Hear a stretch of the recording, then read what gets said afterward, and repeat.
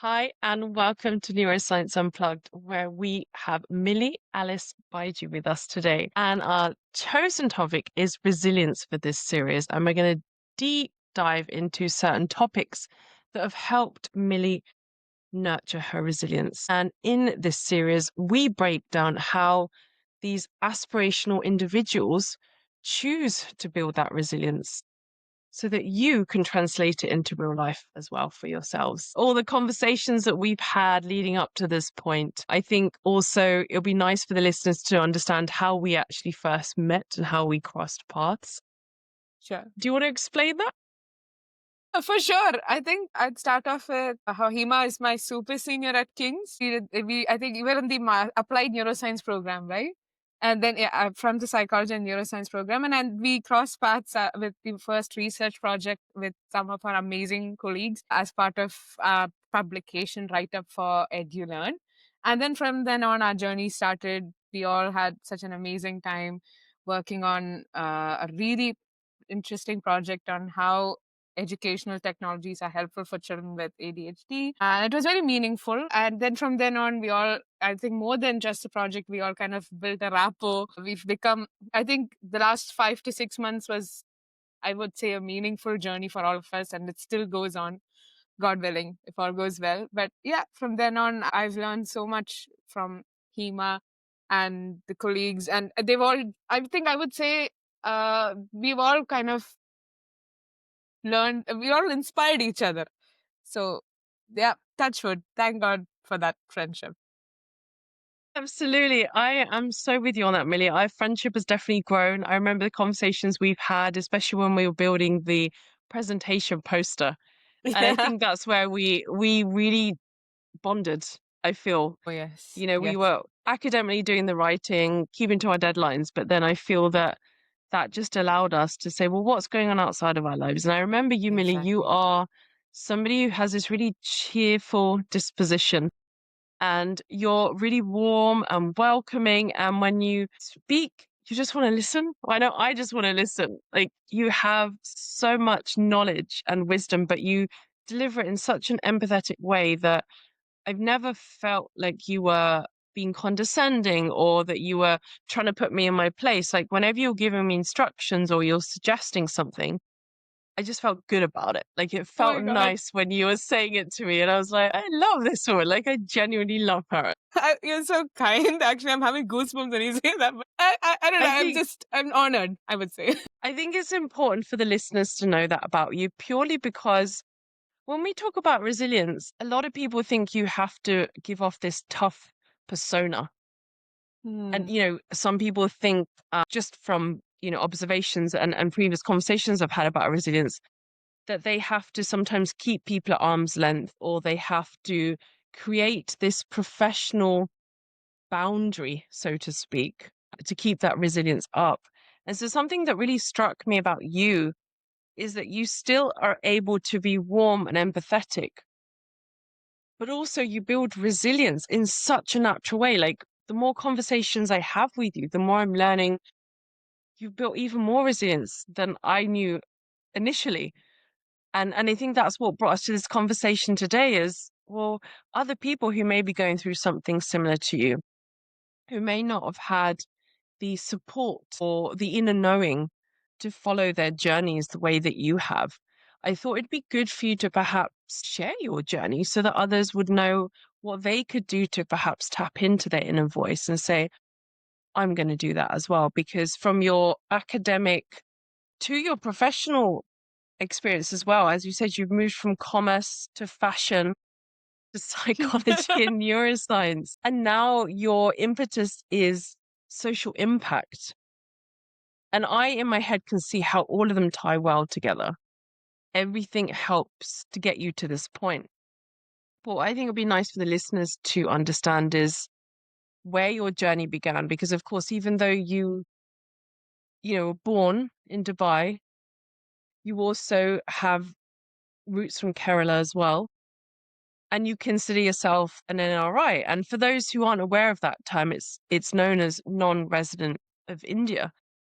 So you've been through multiple journeys, experienced different cultures, and yet you still have this inner strength of knowing where your path is or where it's going to lead you to. So I'd love for you to share with the listeners how you think you tapped into that to be able to know to just go forwards and keep going. For sure, for sure. Like, I mean, again, I'm honored to hear everything that you've said about me so far, Hima. That means a lot. I think for me, my life changed, I think, after I went into a deeper faith journey. And that was like after grade 12. And that grade 12 tech in my country, and particular syllabus I did, that was the end of schooling. So I think from then on, I have had personal encounters in my personal life, and even the way I've seen my parents go through their work journeys. And I've had a personal experience where my brother was born.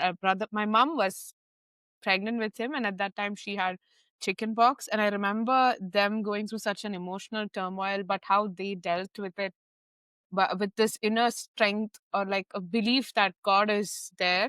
I think watching them deal with their experiences, it was always there as a seed. I think when I hit grade 12 and time came for me to pick college, that's when the whole story changed for me.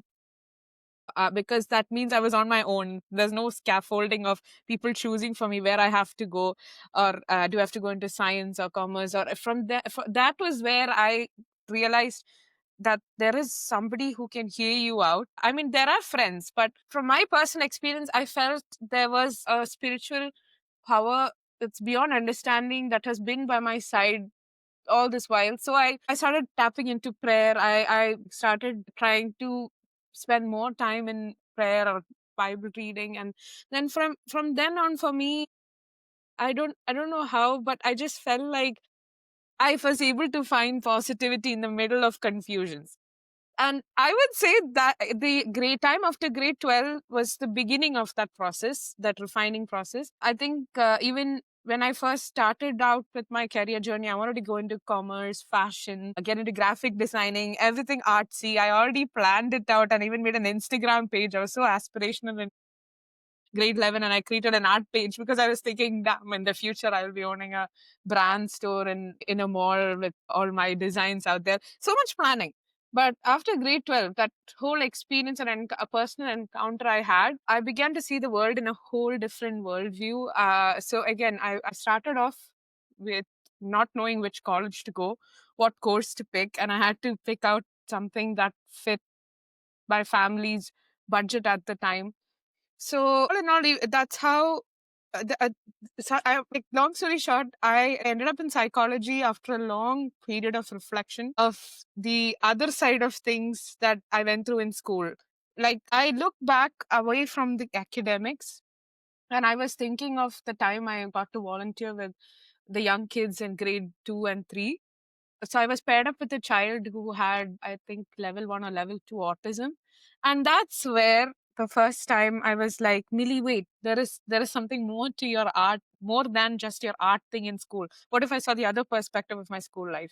So that all those experiences, I went through those thought processes. And even when the time came to pick the college, I literally, we went to India, we went looked into places in Europe, and the answer was right in front of me the whole time. It was right next to where I stayed. And I sometimes even I ask myself, how did I end up in psychology? But from there, rest was history. I did not expect that, I would get good grades in my modules and stuff, because growing up, I always thought I was an average kid in terms of my grading. I remember being one of those kids who used to visit the supervisor for math.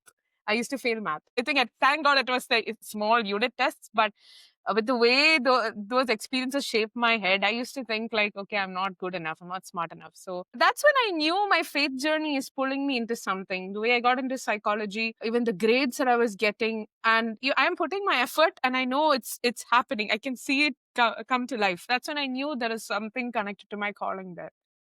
Then from then on, getting into King's, that was the least expected. I did not expect I would study at King's. I used to look at King's the way like the way people talk about it. I used to be like, oh yeah, that's good for you. Oh, it's amazing. But I never knew I would get in. So even that also, I would say there was a divine provision.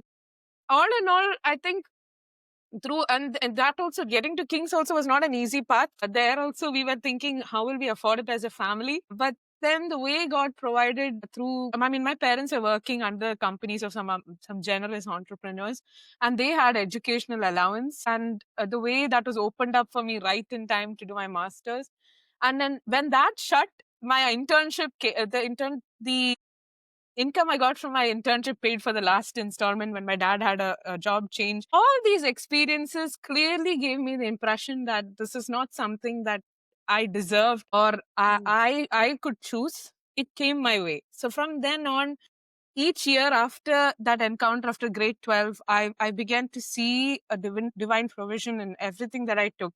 So I started becoming a little bit more conscious about what does this mean? Like, if I got the privilege to do my bachelor's and master's so far, that means there is something I'm expected to give back, which I still don't know. So I always went with the flow. And then from then on, rest was history.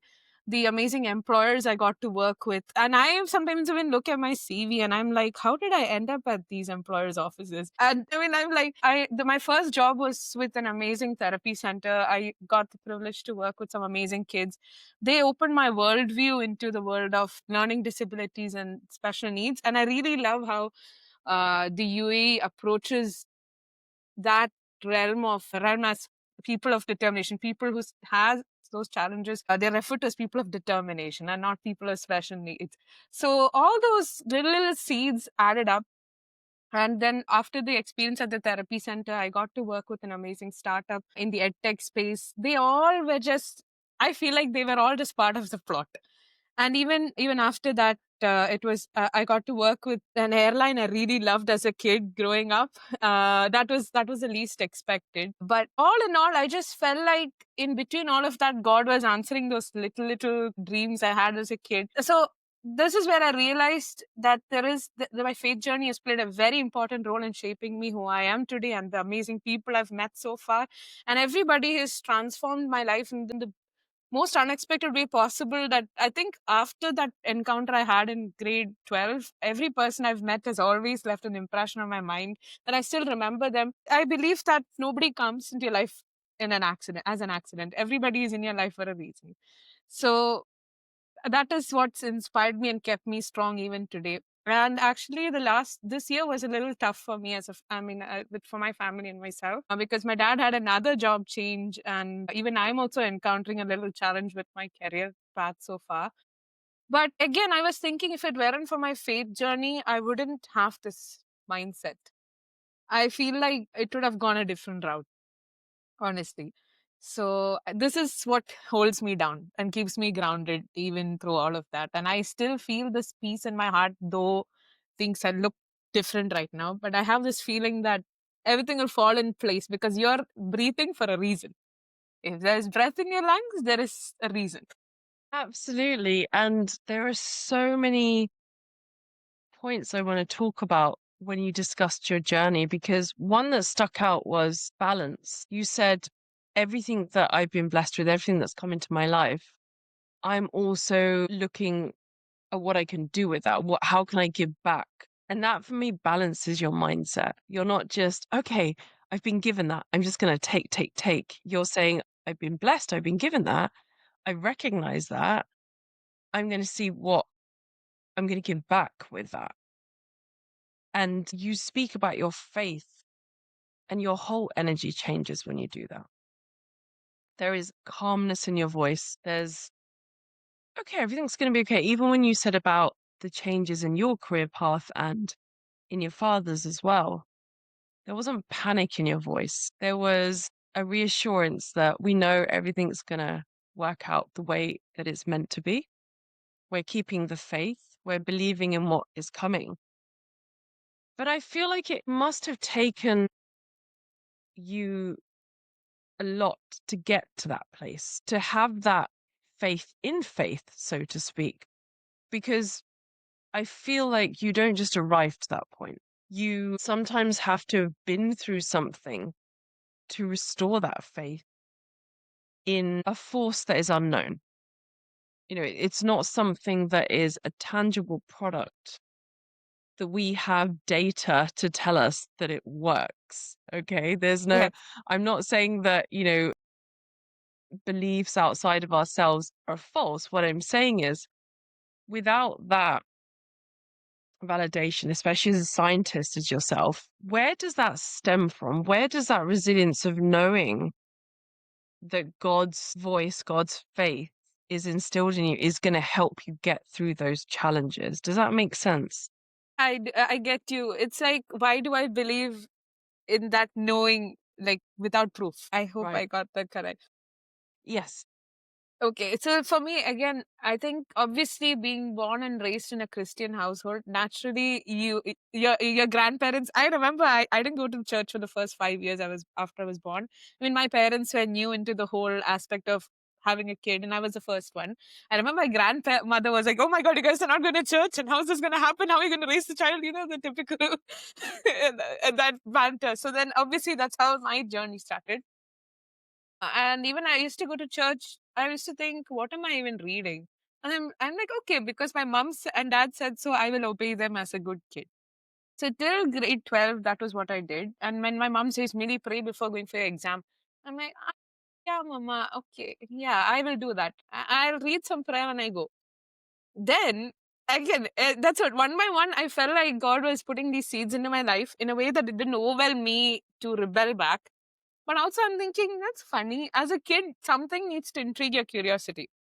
So again, the way my parents dealt with my brother's birth when I was in second standard, that amused me first, because I was like, what do you? I heard that we had a lot of things going on at the time financially, and I think even my grandparents were telling my parents to rethink even caring for the pregnancy because it was risky. And I think my mom was at third trimester. As a kid, all I remember was my parents were in tears all the time that particular year of my life. But then it's very funny. I was like, despite all of that, my brother came through. And now, as I came to the age where I understood things, that's when I realized, yeah, actually, we were going through a very tough time. But then again, these are all things, experiences that added to the seed. Then I think when I reached grade 8, I had an experience. Like I mentioned, I never thought I still don't believe I'm a bright person in terms of academics. I just feel like I am where I am. And I just put my effort and leave the rest to God. So in grade 8, math was one of those subjects where I loved it, but I struggled because I didn't understand a thing. So once, and as usual, my parents, because my siblings were not well also, I mean, my sister had severe eczema, my brother had that experience, so he had breathing troubles also in his first years. So as an elder sister, I was already witnessing all of those things in my family, with the way my parents were visiting my doctors regularly. So it was a very different experience for me. So obviously at that age, I was kind of a little more mature as well, and putting my hands into helping out where possible, helping out with medications like any other elder kid would do. But I was also new, this whole concept of your siblings are ill was something foreign to me. But through it all, also, the way my parents held on and the way they introduced me to the whole concept of God, it was all back in my mind. When I got to grade 8, I had that maths exam, one of those. My mother dropped me late. I still remember the teacher shouting at me for coming in late. And that one exam, she was like, "You always come late, and then when you fail, you come and meet me at the supervisor cabin." And I think she told me like, go and meet the principal." And obviously, I think she expected me to say, "No, ma'am, I'm not going to do that." But obviously, I wanted to obey her. Growing up, I had this tendency to not question backs. When I turned back, she was like, "Oh, you arrogant girl, come back." So, all those things overwhelmed me. And I went to the classroom crying, but nobody saw me. My seat was in the last row. I sat there and I was tearing up. That one exam, I just wrote it. I was like, I knew I was going to fail. Anyways, math is not my thing. I was going to fail. Hima, you won't believe it. No, none of the teachers saw me cry. None of my classmates saw me cry to feel pity. I got 20 out of 20 on that exam. I don't know how. I don't know how. I put my efforts. It never works out. I don't know why that exam, nobody saw me cry. I was just wiping it on my sweater and I'm writing. That something did not feel right. I was like, I prayed and went. I think that day was when I realized whatever was happening in my life was for a reason.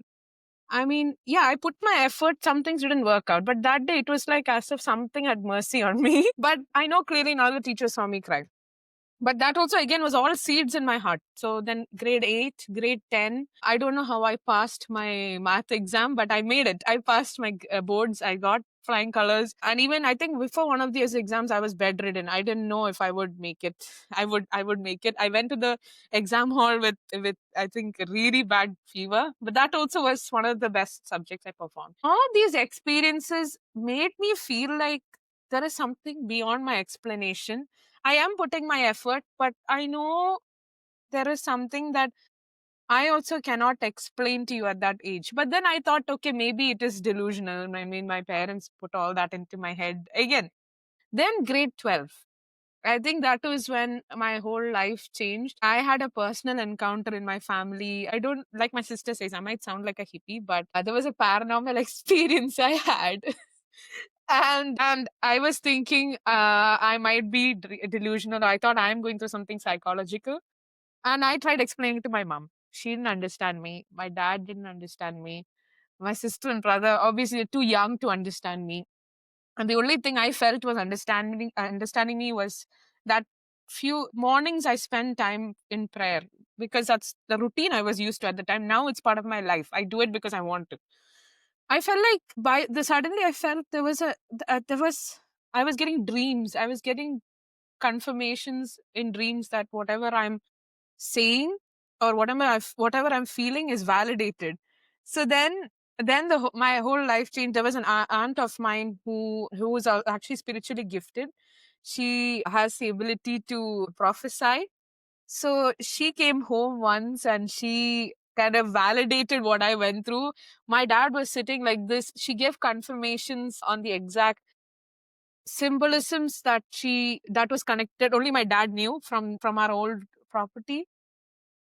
The rest was history. I think from there on, I think for me also it was a confirmation. Whatever I was suspecting in grade 8 and 9 is real.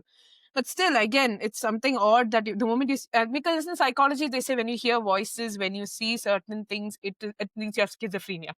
That's it. So Yep. even I saw, Diagnosis, schizophrenia, bipolar, like multiple personality disorders. Checked.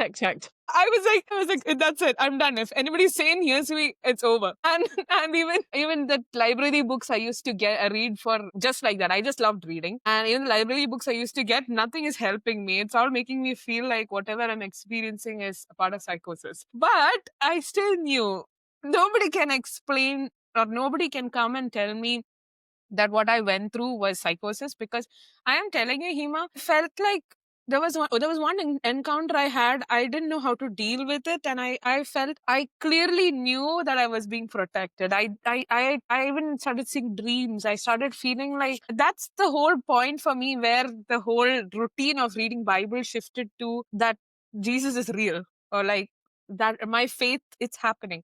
There is something. I mean, for me, that's how I see my faith journey. For every person, it's different. Everybody has their beliefs. So when I'm saying this, it's not in a perspective of I'm saying something right or whatever. Everybody has their own reasons. But for me, I started believing that what I'm feeling is not fake.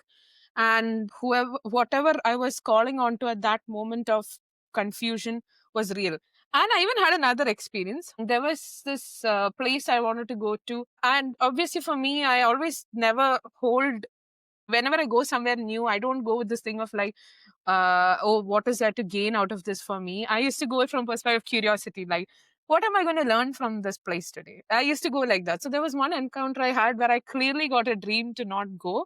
And I thought I'm being scared. I'm having the nerves. I as a psychologist, should know better. I ignored that. I went. And exactly as per what insight I got in a dream and during my prayer time, it happened. I was not supposed to be there. So all these experiences just kept adding on to my life, adding on to my faith journey. And then that's all shaped me to where I am today. So now, even when I say this faith journey experience, it's not from a perspective of like trying to promote the spirituality of my angle, but to give you an insight into what has held me on for so long. And even my job experiences and everything, I just know when it's time. It's not that I don't believe in job hopping. I strongly believe you have to work where you are placed. But I've had encounters. There was one job I went to. I clearly got a dream that the place that I was working at, or like I got an insight that the place I was working at, my time was up. I ignored it and I went. And it started adding to my depression. It started impacting me physically. I started zoning out while driving. That's when I knew time is up and the spiritual world is real. If I'm getting insights on something, it means it's not that I'm delusional, it's real. So I started integrating that into my daily life. And even when I choose my encounters, when I choose where I should go, where I should not go, and I've seen how life has changed in a way, not in a prosperity angle, I would say. Those were the exact moments I needed to be so that it refines my perspective on life. So to be able to come to this level of like doing something with purpose or meaning, I feel like it was all part of the story. And even the people I've met, including, like I mentioned before, Hema, including you and even our EduLearn team, you guys were the last, the major grouping I had this year.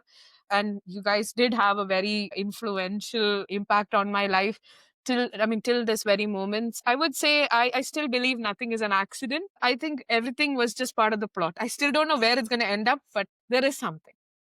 So these Isn't seeds that just the added. Yeah, the seeds, yeah, all these added to it. That's it.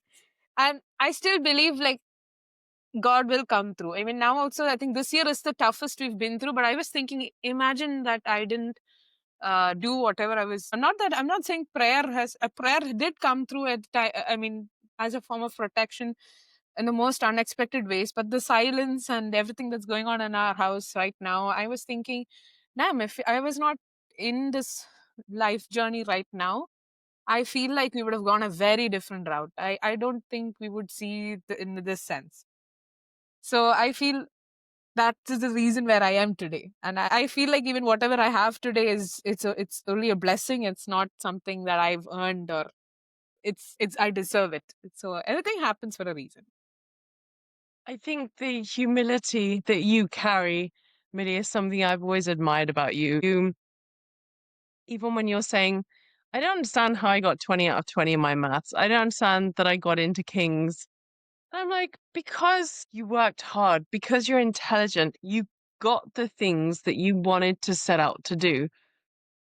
Millie, the university you got into, I mean, it was ranked, I think, second in the world for psychology.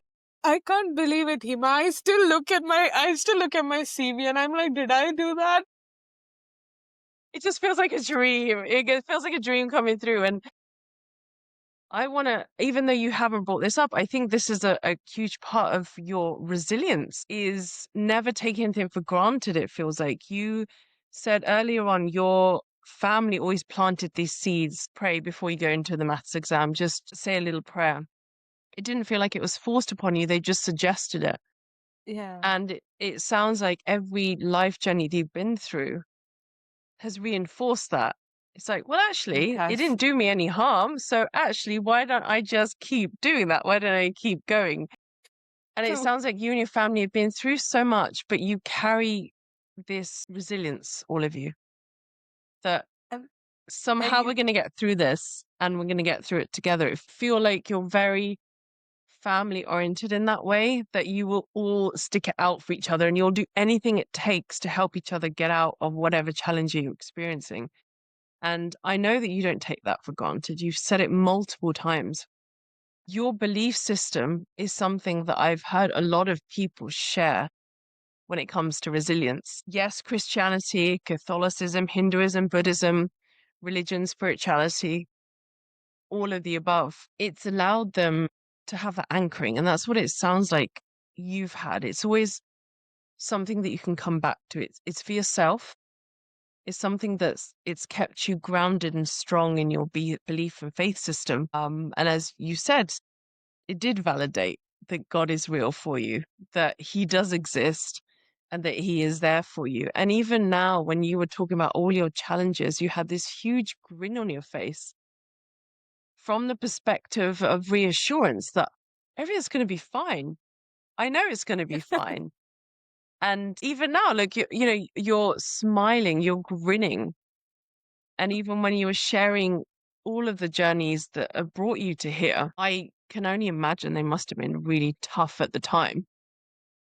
but you're able to sit here and have this glowing faith about you. And I firmly believe that people who listen it will remind them as well that if they do have that inner belief or outer belief, we should say, in the system, that it's there for them and to help them. And I know, with just a few minutes left, I want to give you a chance to talk about any upcoming projects or social impact apps that you perhaps are building, anything that you want to share with the audience of where they can find you and keep up to date with the information that you perhaps have talked about today. Any businesses that you would like to talk about? Absolutely. I think for me, like I mentioned before, I think my whole life perspective, everything, it's changed me to think of different angles of where I can put my degree into practice. Like I mentioned, I feel like whatever I've got so far till now, to be able to finish a master's, the least expected, and to attend a workshop back home in India, all these are just added to the knowledge. So with that belief, I've been trying to work on a passion project. So this is for children with children of determination. And this is something that was inspired from my work experience, my first ever work experience in an inclusion department. So the way the kids, I mean, they changed my life for good. I still remember all my students by name till the last internship. I still think about them. I still have the rose one of my students gave me, and the last petal fell off recently, and I had to throw it because obviously my mom wouldn't allow that to lay around, but I still have it in my heart. So I don't know. The kids have grown so far. I don't think they remember me. I don't know. But because of them, I've been working on a passion project privately. So now I at least expected, I didn't expect it to get through an App Olympics accelerator in Jan. I didn't know that I would be able to even participate in that. By then my team broke up because we started together when we were in Kings. We had the Circle U inter university alliance. So at that time I had an amazing group of friends. I still remember them. So they had a huge impact on getting this concept written down on Google Docs. And then from there, it pivoted and went through startup weekends and something that I was doing that flexibly as part of just going with the flow. But now I've decided to invest my time back into it. I just felt like it's something I can work on and just hope for the best. I don't know when is that point going to come where it's going to reach the bottom of the trampoline to shoot up. But until then, I'm just going to keep trying. So there's this competition I applied it to, but just for the listeners to know, it's called Sun. I think we'll share the link I think along with this podcast, but you're free to follow it. So my plan is to work it around the UAE ecosystem first, because this is where I was born and raised. This was a country that opened up opportunities for me, and I want to start it out from here. Obviously, I want to connect this with the colleges that I studied at. So I am trying to start conversations with the place that I studied when I did my bachelor's from, and also with Kings. And I hope to bring it out at least as a prototype and just see where it goes. So you are free to follow me on that page and even my personal page. I mean, I converted my personal page to a public space. So I keep myself accountable on these things because I tend to be very idealistic and I have so many ideas and then it just crashes down. So one of the biggest steps I took was converting everything back into a public space and be more vulnerable about it. But I feel if that's the least I can do for my students, I mean, they would have gone on, they finished, maybe they're in 12th or 11th by now, but somewhere maybe I just want to create that quiet impact. So you're free to follow me there, and if ever you guys want to have a conversation with me, I'm always up for it. This is my latest project, and at the same time I'm putting myself out into getting my psychologist licensing here as well, so I can start practicing under supervision. So let's see where it goes. But I do know this is the beginning of a big story, from fashion to art into this. I just want to do that, just do something and just move on. Just create that. Amazing. Well, good luck on the journey that you've just shared. And I know that you have already touched so many people's lives and you'll continue to do that. And congratulations on deciding on pursuing the psychology route as well with supervision. I know that you're going to be able to help even more people with that, Thank especially you. where it's needed. It was a very sudden decision. I didn't think of doing that honestly, because the way I burnt out with this feeling. I mean, when I was working with my students, I thought that is not my space, because the way I was burning out faster, knowing that my solution is only limited to the classroom and beyond, that used to burn me out. But now to convert that into a possibly potential passion project and bring that impact back, though I'm not in that picture anymore, to be able to make that shift for another LSA like me, and at the same time the psychology thing, I would say it all changed for me this month, especially after that research project we started as a team. I'm not joking. I think working together and even the conversation we had a huge impact on changing my mindset on certain things, because until then I was feeling this paralysis, like I don't know what to do with the way everything was going. So now I felt like a momentum building back in, and I literally owe it to our team and even you, Eva, the conversations we had. So I feel like, again, God has written the story for a reason. And so it's watch this space so you can follow Milly's journey. Thank you so much, Mily. And I will be posting all your details in the text as well. So anyone who would like to follow you and follow your journey, they can do as well and reach out to you as well. Thank you so much for your time. Absolutely. Thank you for having me. It means a lot.